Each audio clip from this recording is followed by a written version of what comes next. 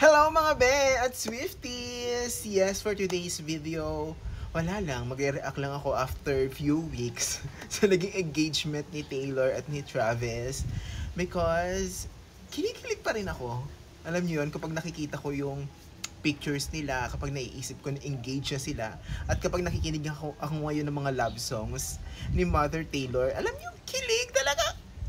OMG, ayan doon na mapasmile ako kahit wala naman akong love life.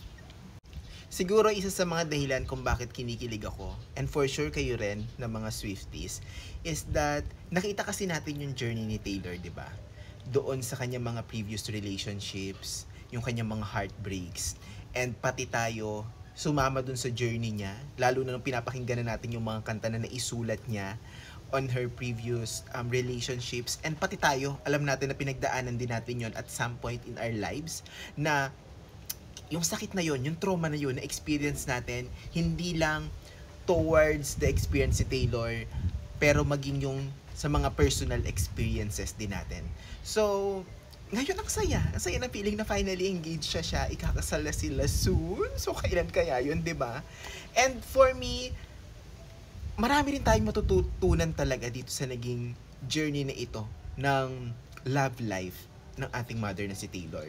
And maraming pwedeng ituro pagdating sa pag-ibig, yung pag-iibigan na ito ni Taylor at ni Travis.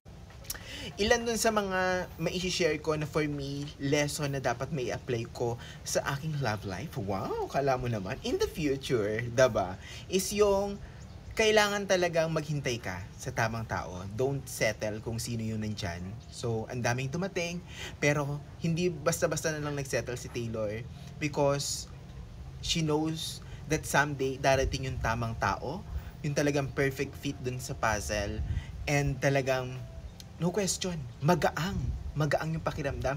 Nakikita nyo pag nakikita nyo sila magkasama, di ba? Yung parang ang gaang-gaang, yung walang pretensions, walang bonggang-bonggang adjustment. Do pareho silang malaki doon sa athletic side, doon sa music side, pareho silang sikat. Pero kapag nagpunta doon sa isa, yung isa doon sa isa, nagbi-blend in lang ng naturally, 'di ba? Ng natural na walang pagpapanggap and everything.